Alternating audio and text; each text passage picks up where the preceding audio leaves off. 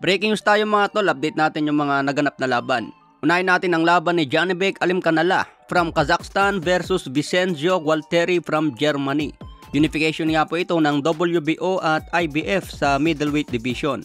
Magandang naging laban pero one-sided ang resulta. Domina ang pinakita ni Janibek Alimkhanala. Umabot ang laban nila hanggang round 6 dahil bugbog sarado itong si Gualtieri. Inawat na lang ng referee sa round 6, hindi na inantay na babagsak pa at mas lalong mabugbog si Gualtieri. Kaya panalo si Janibek Alimkhanala sa pamamagitan ng TKO sa round 6. May bagong kartada na 15 wins, 10 KOs, walang talo. Bagong unified champion sa middleweight. Hawak na niya ngayon ang WBO at IBF. Samantala si Gualtieri bumagsak ang kartada sa 21 wins, 7 KOs, may isang talo.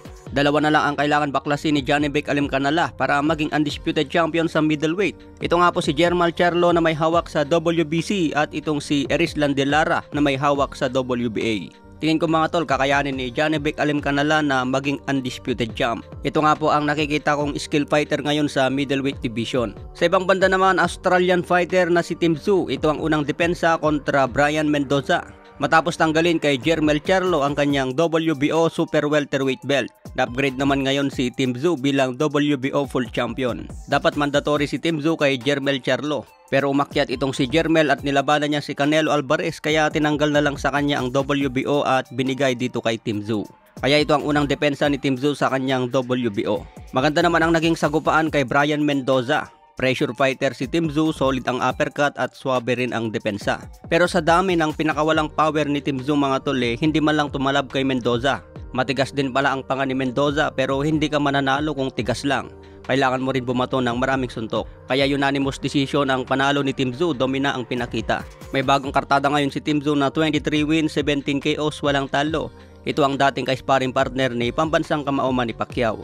Matapos ang laban, hinambon niya agad si Jermall Charlo. Magkakalaman na raw dito kung sino ang hari sa super welterweight. May balita din mga tol na interesado si Terence Bud Crawford na umakyat sa 154 laban kay Tim Tszyu. Kung target ni Bud Crawford na maging undisputed sa 154 pounds, kailangan niya talunin si Jermall Charlo at itong si Tim Tszyu.